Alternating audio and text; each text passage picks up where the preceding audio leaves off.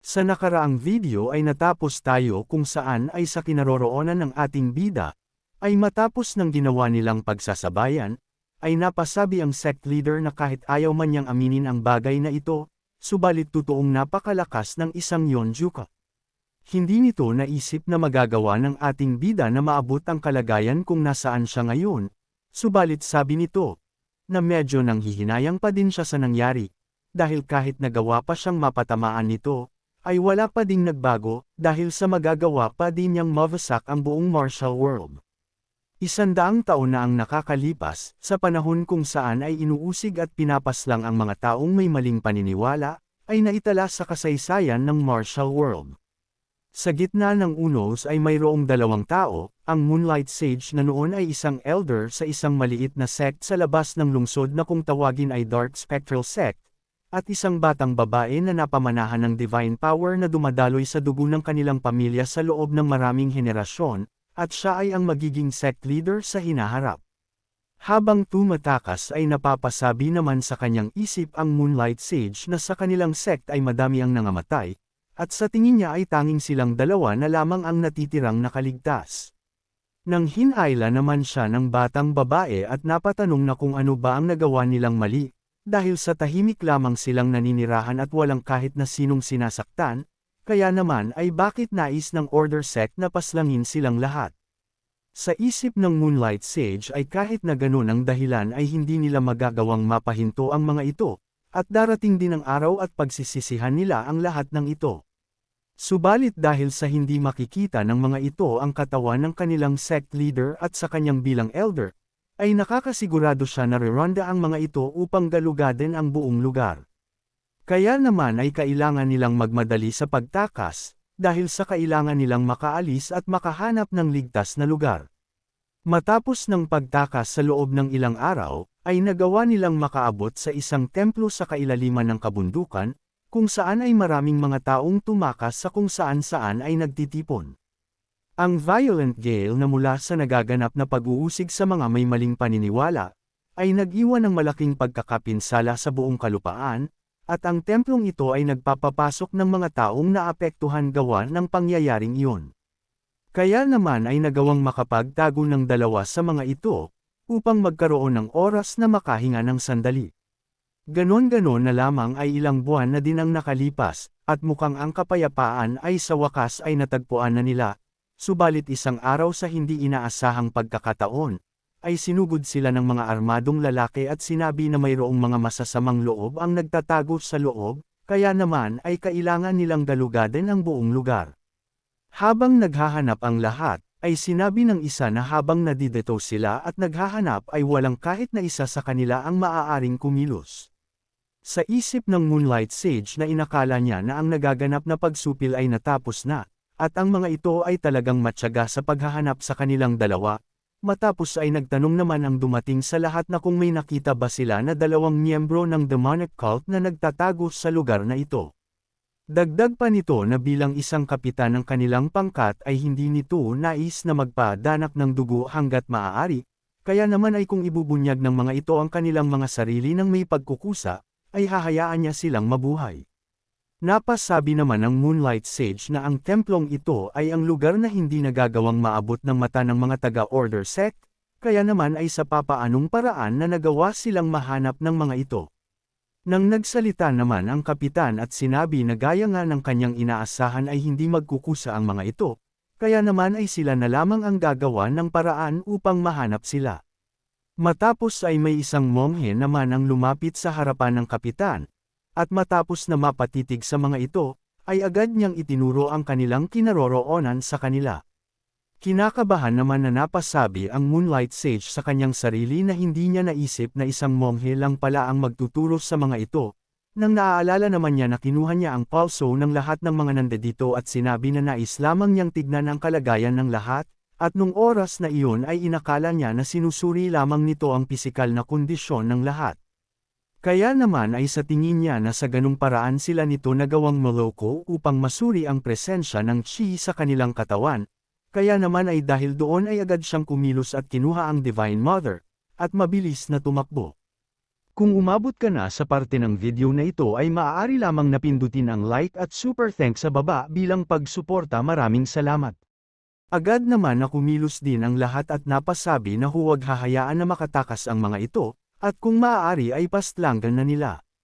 Nang napansin naman ng Moonlight Sage ang mabilis na paglapit sa kanya ng mga nakapaligid, upang agad niyang atakihin ang mga ito, sa isip niya ay napapasabi ito na hindi makakatulong ang ginagawa niyang pagtakas dahil para na silang mga daga na nakulong sa patibong. Bukod doon ay nagawa ng mapalibutan ng mga bastardong order sect ang buong lugar, at sa ganitong sitwasyon ay alam niya na dito na magtatapos ang kanyang buhay. Subalit nais niya na kahit ang kanilang Divine Mother ang maiiwang buhay, kaya naman ay kailangan niya na makahanap ng paraan upang magawa siyang mailigtas. Nang napasigaw naman ang isang taga-order sect na kahit ano pa man ang gawin nilang pagtakbo, ay nasa kamay na nila silang dalawa, matapos ay binigyan niya ng matagumpay na pag-atake ang Moonlight Sage sa kanyang likudan. Matapos naman na atakihin ang Moonlight Sage, ay nag-alala naman ito sa kanilang Divine Mother, kaya naman ay agad siyang humingi dito ng paumanhin dahil sa wala siyang kakayahan na magawa itong maprotektahan hanggang sa huli. Kaya naman ay agad niyang tinawag ito, at sinabihan na mabilis nang tumakas at tumakbo sa lugar na ito. Nilapitan naman ng mga taga-order sect ang Divine Mother at napasabi na hindi nila inaasahan na ang isang bata na kagaya niya ay ipapasok ang kanyang sarili sa demonic cult sa mura nitong edad, kaya naman ay nakakapanghinayang napapaslangan lamang nila ito, subalit bibigyan niya siya ng walang sakit na kamatayan. Naiinis naman na napapatanong ang Moonlight Sage sa kanyang sarili na kung ano ba ang nagawa nilang mali, dahil sa dinadala lamang nila ang kanilang tradisyon na nagmula sa kanilang mga ninuno, kaya naman ay bakit kailangan nilang mabuhay ng ganito. Nang nagsalita naman ang Divine Mother na silang lahat na nasa martial world na nagpahirap sa kanila ay nais niya na paslangin, subalit may kung sino naman ang nakipag-usap sa kanya at tinatanong ang babae na kung nais ba niyang pastlangan silang lahat. Sabi pa nito na ang pagluluksa, takot at galit ay nararamdaman niya, ganun na din ang kanyang nag-uumapaw na kagustuhan na pumatay. Kaya naman ay kung sa ganun ay bibigyan siya nito ng labis na lakas at kapangyarihan, at ang kailangan niya lamang gawin ay ang buksan ang tarangkahan sa kanyang malapit, dahil kung siya talaga ang itinakda ay magagawa niyang makamit ang mga sinabi niya. Kaya naman dahil sa wala ng matakbuhan ng Divine Mother, ay sinunod nito ang boses ng kung sino na parabang nasapian, upang agad na mabahala ang lahat, at mapasigaw na pigilan ng mga ito ang babaeng iyon dahil sa mukhang may pinaplano itong kakaiba, kaya naman ay kailangan na niyang mamatay. Ang magandang alok na iyon ng kung sino sa dalaga ay sapat na upang kumilos siya, at dahil sa ginawa niyang aksyon, ay nagkaroon ng malakas na pagsabog matapos niyang wasakin ang kadena na bumabalot sa tarangkahan. Kaya naman ay nang matapos ang malakas na pagsabog, ay ang dalaga ay lumabas ng nagtataglay ng nakakapangwasak na presensya, at ang pangyayari ng araw na iyon ay malinaw na malinaw pa sa mata ng Moonlight Sage, kahit pa halos pawala na ang kanyang mga nakikita sa paligid. Kaya naman ang Dark Spectral Sect na nawala ng kanyang liwanag at nagawang masupal, ay muling tumapak sa martial world. Sa kinaroroonan naman ng ating bida, ay tinatanong siya ng sect leader na kung anong nangyayari sa kanya, at saan na napunta ang taglay nitong kay abangan kanina. Kaya naman ay tinanong nito si Yeonjuka na kung napagtanto na ba nito ang kanyang dapat na kalagyan, at masayang napasabi na natural lamang iyon dahil sa palaging nasa huli naman ang pagsisisi, subalit huli na para sa kanya dahil sa ang lahat ay liwinisin niya, kaya naman ay saksihan nito ang bagong mundo gamit ang kanyang sariling mga mata. Naiinis naman na napapasabi ang ating bida na sa ganito talaga nais nitong wakasan ang lahat, kaya naman ay kailangan niyang pigilan ang isang ito, matapos ay mabilis naman na sumugod ang Dark Spectral Sect Leader, upang agad na mapadepensa si Yeonjuka, subalit kahit na hinang-hina na siya, ay nagawa pa din itong mas alag ang pag-atake, nasundan naman iyon ng isa pang pag-atake, upang agad siyang mapaiwas, at agad na maghanda ng kanyang pag-atake. At iyon ay ang Nine Heavens Master Sword Second Phase Unbound Earth, upang mapaiwas ang malaking halimaw sa kanyang harapan. Natatawa naman sa kanya ang sect leader, at napasabi na ang kanyang paghihirap na ginagawa ngayon, ay dito na magtatapos,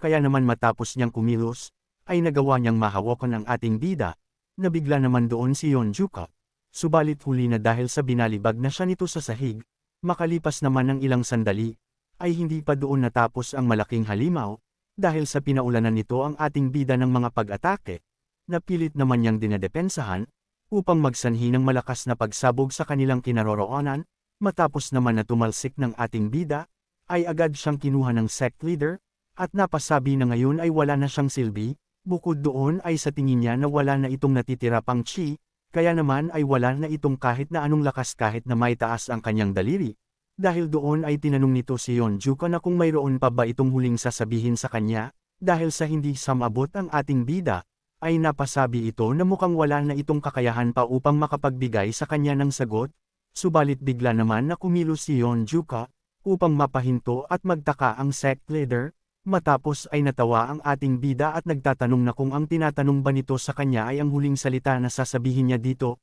kaya naman ay bago yun ay bakit hindi muna siya tumingin sa kanyang itaas. Napasabi naman sa kanyang isip ang babae na ang kakaibang kutob na nararamdaman niya kani-kanina, ay mukhang nanggagaling sa Heavenly Evasion Sword, subalit hindi, dahil sa ibang-iba ito, nang napasabi ang ating bida na ito ay ang 9 Heavens World Technique 8th Phase, 9 Dragon Body Reversal, dahil doon ay napasabi ang sect leader na ang isang ito ay mas delikado pa kaysa noon, kaya naman ay sa papaanong nagawa pa nito ang ganito. Dagdag pa ay kung bakit mayroon pa siyang natitirang lakas, at mukhang ang Yonjuka na ito ay inaasar siya hanggang dulo, labis naman na nabigla ang malaking halimaw sa kanyang nasasaksihan, kaya naman ay makalipas ng ilang sandali, ay sinalo nito ang malakas na pag-atake na mula sa ating bida na si Yonjuka.